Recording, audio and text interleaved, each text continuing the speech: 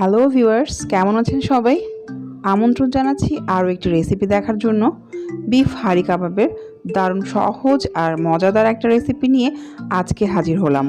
আমি আশা করছি আমার আজকের রেসিপি ভালো লাগবে আপনাদের।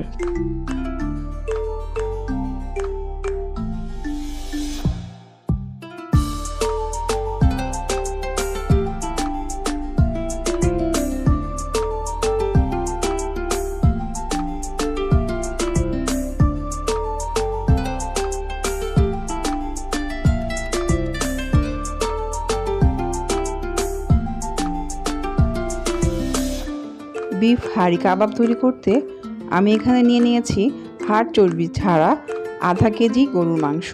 মাংসগুলো এরকম পাতলা করে কেটে নিতে হবে, তবে মাংসের সাইজ আরও বড় হলেও কোনো সমস্যা নেই। একটা মিক্সিং বোলে আমি মাংসগুলো নিয়ে নিলাম। অবশ্যই তার আগে এগুলো ভালো করে ধুয়ে পানি ঝরিয়ে নিয়েছি। তারপর এখানে 1.5 টেবিল চামচ আদা রসুন বাটা দিয়ে দিচ্ছি।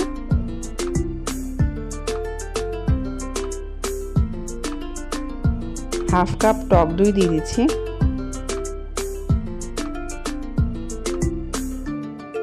কাঁচা পেঁপে বাটা দিয়ে দিচ্ছি হাফ কাপের একটু কম। কাঁচা পেঁপে মিট টেন্ডারাইজার হিসেবে কাজ করে, তবে কাঁচা পেঁপে না থাকলে আপনি সয়া সসও দিতে পারেন এখানে। তারপর ধনে গুঁড়ো দিয়ে দিচ্ছি 1 টেবিল চামচ আর পরিমাণ মতো লবণ।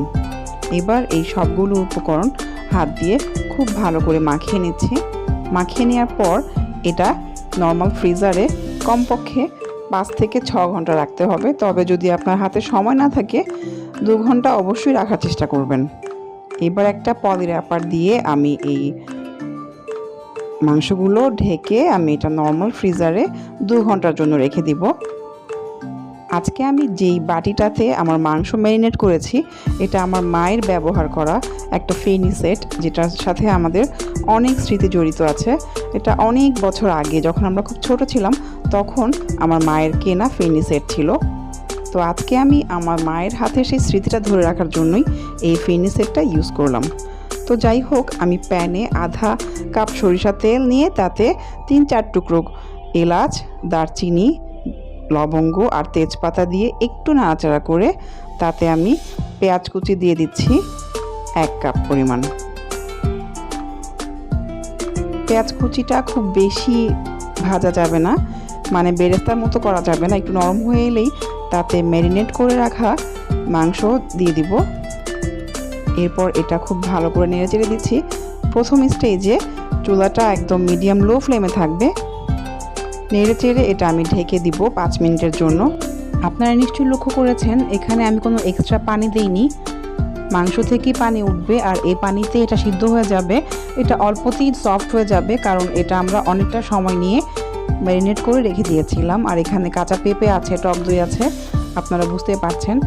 আর এই রান্নাটাতে অবশ্যই টক দই ইউজ করবেন, কারণ টক দই এই কাবাবে দারুণ একটা ফ্লেভার আর টেস্ট অ্যাড করবে। তো এইভাবে ঢাকনা খুলে নাড়াচাড়া করে আমরা আবারও ঢেকে ঢেকে প্রায় 30 মিনিটের মতো সময় নিয়ে রান্না করেছি। আর চুলা 5 মিনিট পর থেকে আমরা মিডিয়াম ফ্লেমে দিয়ে রেখেছিলাম। তারপর ঢাকনা তুলে এখানে 1.5 চা চামচ করে গরম মশলার গুঁড়ো, জিরার গুঁড়ো দিয়ে দিয়েছি আর 10-12টি কাঁচামরিচ ফালি দিয়েছি। যেহেতু আমি এখানে কোনো হলুদ মরিচের গুঁড়ো ইউজ করছি না, তাই এখানে আমি কাঁচামরিচ দিয়ে দিলাম। এই কাবাবের সাথে কাঁচামরিচের ফ্লেভারটা দারুণ লাগে। তারপর নেড়ে চেড়ে ঢেকে দিয়েছিলাম।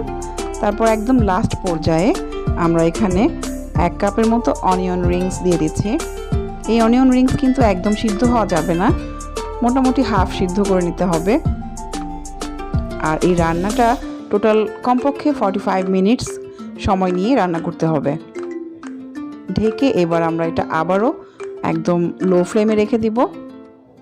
তারপর ঢাকনা তুলে আবারও নাড়াচাড়া করব। এই রান্নাটা আপনারা চাইলে সয়াবিন তেল বা ঘি দিয়েও করতে পারেন। অনিয়ন রিংসগুলো একদম সিদ্ধ না করে যখন দেখব যে কিছুটা সফট হয়ে এসেছে তখন বুঝে যাব যে আমাদের হাড়িয়া কাবাব রান্না হয়ে গেছে। এই হাড়িয়া কাবাব বা হাঁড়ি কাবাব পোলাও, বিরিয়ানি, গরম ভাত, পরোটা, রুটি, লুচির সাথে খেতে দারুণ লাগে। আমার আজকের রেসিপি আপনাদের যদি ভালো লেগে থাকে তাহলে প্লিজ আমার চ্যানেলটি সাবস্ক্রাইব করে আমার পাশেই থাকবেন। সবাই ভালো থাকবেন, সুস্থ থাকবেন আর আমার জন্য দোয়া করবেন।